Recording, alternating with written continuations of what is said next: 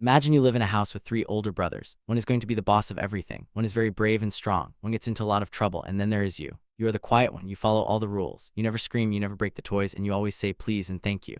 For 50 years, everyone forgets you are even there because you are so good. They think you will always be quiet. They think you will let the big brother take all the toys because he is the boss now. But then one day you find a special letter. This letter was written by your mom and your dad. It says that some of the very best toys in the house belong to you and only you. The big brother has already put them in his room, but the letter says he is wrong. What do? Do you stay quiet like you always have? Or do you stand up and say, that is mine? Today we are going to talk about a real-life story just like that. It is happening right now in the most famous palace in the whole world. Prince Edward, the quietest brother of all, has finally decided to stand up to King Charles. He has brought lawyers with him, and he has proof that the king is holding on to things that really belong to Edward. This is the story of a hidden promise, a massive amount of money, and a younger brother who is tired of being forgot. This is the inheritance crisis that no one saw coming, and it is changing everything for the British royal family. For a very long time, the British royal family has dealt with many big problems. They have seen kings quit their jobs, husbands and wives get divorced, and very sad accidents like what happened to Princess Diana. They have survived many storms that would make other families fall apart. People have written mean things about them in the newspapers for years, but the family always stays standing. However, what is happening right now might be the biggest problem they have ever faced. It is a fight about who gets what after someone dies. Prince Edward's lawyers have been working very hard in secret. They have been looking at old papers and following the law very carefully. They have found a truth that the palace tried to hide for a long time. Now that truth is out in the open, and the people running the palace are not happy at all. This is not a story they wanted anyone to hear. It is a story about secret wills that are locked away where nobody can see them. It is about very old letters written by kings from a long time ago. It involves giant houses and pieces of land that are worth hundreds of millions of dollars. Most importantly, it is about Prince Edward, who has been very careful and very quiet his whole life. For the first time ever, he has decided that following the law is more important than just keeping everyone happy. Who exactly is Prince Edward, and why does this matter so much? To understand this big fight, we have to look at the man in the middle of it. Prince Edward has spent his whole life trying to stay out of the way. He is the youngest child of Queen Elizabeth and Prince Philip. He grew up with big brothers and a sister who were always in the news. King Charles, Princess Anne, and Prince Andrew were always doing things that made people talk, but Edward was different. He didn't make a lot of noise. He started a small company that made television shows. He got married to a woman named Sophie in 1999, and they have stayed together happily ever since. He did his royal work without complaining. He didn't have big fights that everyone could see. For many years, the people who write about the royals said Edward was the forgettable one. They only wrote about him when nothing else was happening. He was like the quiet background music in a very loud room. But that quietness is exactly why this new fight is such a big deal. Nobody expected the quiet brother to hire lawyers and start a fight with the king. It is like the smallest person in the room suddenly standing up and speaking with a very loud voice. Prince Edward has a special title now. He is called the Duke of Edinburgh. This title is not just a fancy name or a way to sound important. It is actually a very big deal because of the rules attached to it. Being the Duke of Edinburgh comes with a lot of history. It also comes with rights to land, property, and money that were written down in the law a long time ago. These rules were made long before Charles became the king. When Queen Elizabeth died in September of 2022, everything changed. All the titles and the money had to go to new people. This was the biggest move of royal things in 100 years. When this happened, some specific things were supposed to happen for Edward because of his new title. But the people at the palace might not have realized how important those rules were. Sources who know about the situation say that Edward's lawyers have spent a whole year looking at every single paper they could find. They looked at trust documents and old laws about who gets what. They were looking at things that King Charles took for himself very quickly after the Queen died. What the lawyers found was like a lightning bolt hitting the palace. It showed that Edward was supposed to have things that Charles had already taken. The title of Duke of Edinburgh has a very interesting and messy history. It is a title that has been given out and then taken back many times over hundreds of years.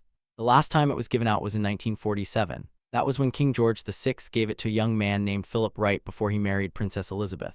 This wasn't just a nice gift for a wedding. It was a very serious legal move. The papers that created this title were written very carefully by the best lawyers in the country. They wanted the rules to last forever. They wanted the title to mean something real. When Prince Philip died in 2021, the title went back to the Queen for a little while. Usually when a big title like this is empty, the Queen or King can decide who gets it next. Queen Elizabeth had a secret plan for a long time. She wanted her youngest son, Edward, to have it.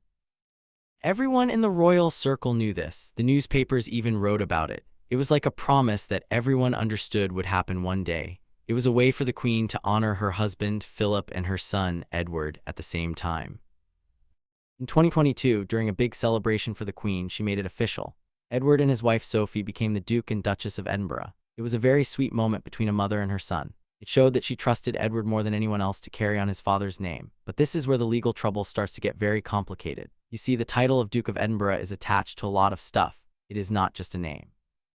There are legal papers from 1947, and even later, that say the person with this title gets specific things.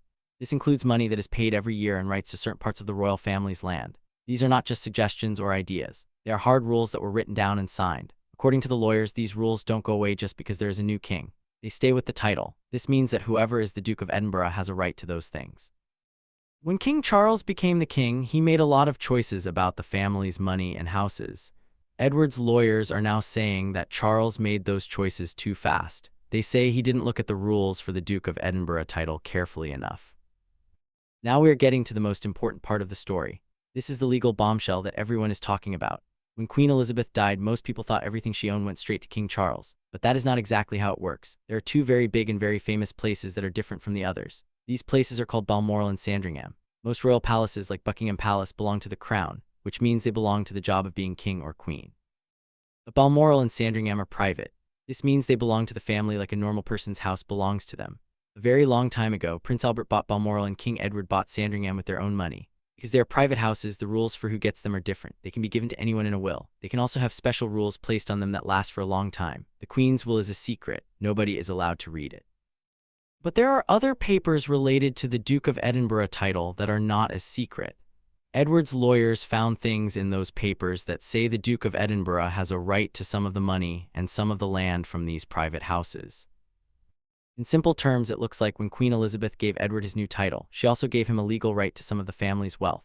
She didn't just give him a fancy name, she gave him a piece of the pie. This isn't just a case of Edward being jealous of his brother. It is a case of following the rules of property law. These rules were written by lawyers who wanted them to be followed, no matter who the king was. Now, this is why things are getting very tense.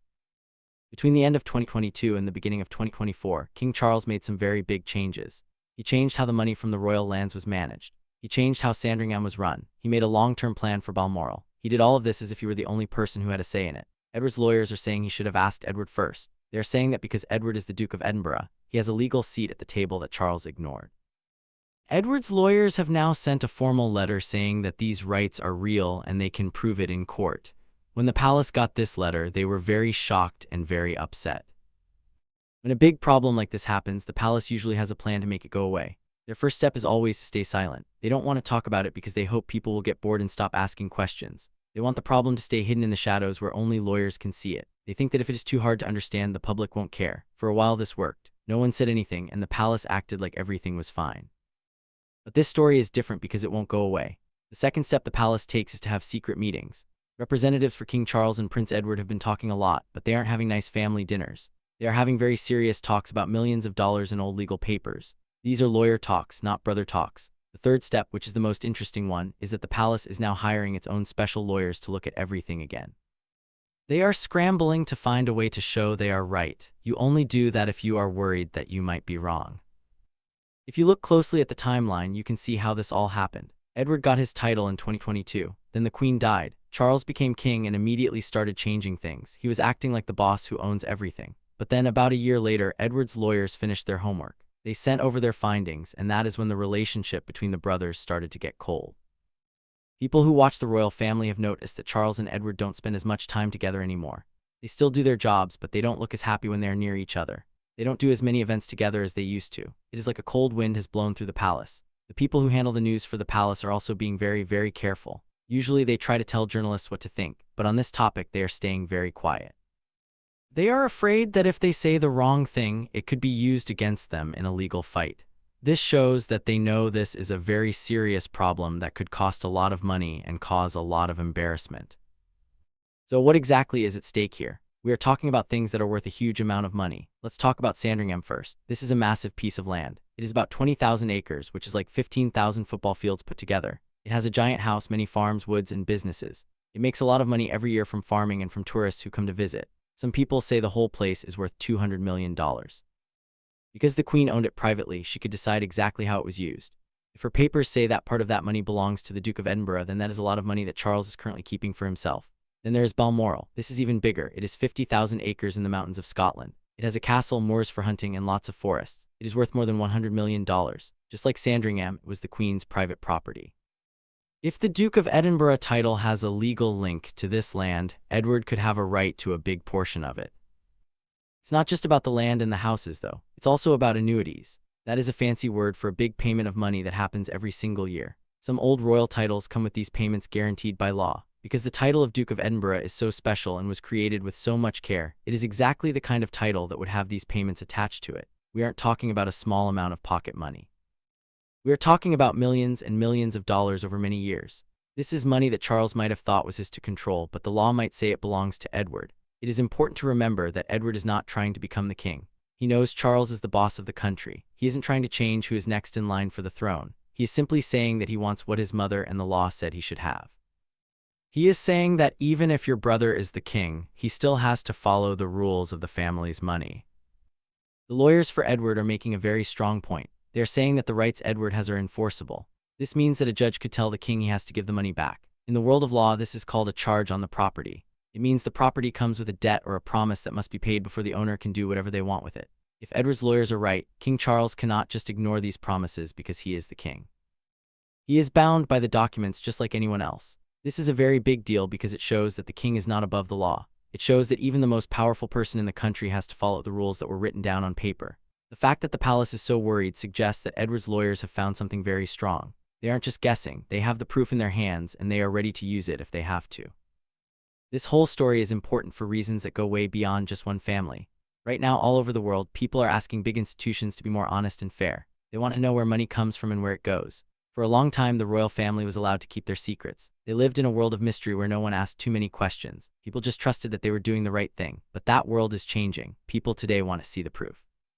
They want to see the documents. The situation with Prince Harry and Meghan Markle already started to break that mystery. It showed that there are a lot of fights and problems inside the palace walls. Now Prince Edward is taking it a step further. He isn't going on a talk show to complain. He's using the law. He's using the same rules that everyday people use when they have a disagreement about a house or a bank account. He's showing that the monarchy has to live in the real world now. Some experts who study the law are watching this very closely. They want to know if the palace has been following the rules correctly for all these years. They wonder if the papers that manage the royal money are in good shape or if they are a mess. If Edward's lawyers are right, it means the palace has been a bit messy with their legal work. It means they assumed they could do whatever they wanted because they were the royals. But in the modern world, that doesn't work anymore. Even kings have to make sure their paperwork is correct. This could lead to a big change in how the royal family handles all of their property. It might mean they have to be more open about what they own and who gets the money. This is something the palace has always tried to avoid, but they might not have a choice anymore. So what happens next? There are three main ways this could end. The first way, which is what most people expect, is a quiet settlement. This means the brothers make a deal in secret. Charles might agree to give Edward more money or more control over some of the land. In exchange, Edward would tell his lawyers to stop. The public wouldn't get to see the details, and the palace would put out a nice statement saying everyone is happy and loves each other. This is how the royals usually fix their problems. They like to keep things private and pretend that everything is perfect. Even if they do this, it still means that Edward won. It means he stood up to the king and the king had to listen to him. It shows that Charles realized his legal position wasn't as strong as he thought it was. It would be a huge victory for the quiet brother. The second way this could end is much more explosive. This would be a formal legal dispute. This means they actually go to a real court. This is very rare for the royal family because it would be very embarrassing. Everyone would get to see their secret papers and hear about their private fights. A judge would have to look at the law and decide who is right. If this happens, it would be one of the biggest news stories in the world. It would show the king being sued by his own brother. The damage to the family's reputation would be very bad. This is why both sides are trying so hard to reach a deal in secret. But if they can't agree, and if Edward feels like he is being treated unfairly, he might decide he has no choice but to go to court. He has already shown that he is willing to hire lawyers, so he might be willing to go all the way. The third possibility is that this fight causes a huge change in how all royal property is managed. It could lead to a big review of all the family's assets. This might involve the government or the people in parliament. They might say, if the royals are having these big fights over hundreds of millions of dollars, we need to know exactly what is going on. This would be the palace's worst nightmare. They hate it when the government looks into their money. But if the fight between Charles and Edward becomes too big to hide, the government might feel like they have to step in. This could lead to a future where the royal family has much less privacy and much more accountability. It would be a massive change that would affect the family for generations. No matter which of these three things happens, it all started because Edward decided to stop being the forgettable one. Prince Edward has spent his whole life being the brother who didn't cause any trouble. He was the one who followed the rules and stayed in the background. In a family that is famous for big dramas, affairs, and scandals, Edward was the one who was boring.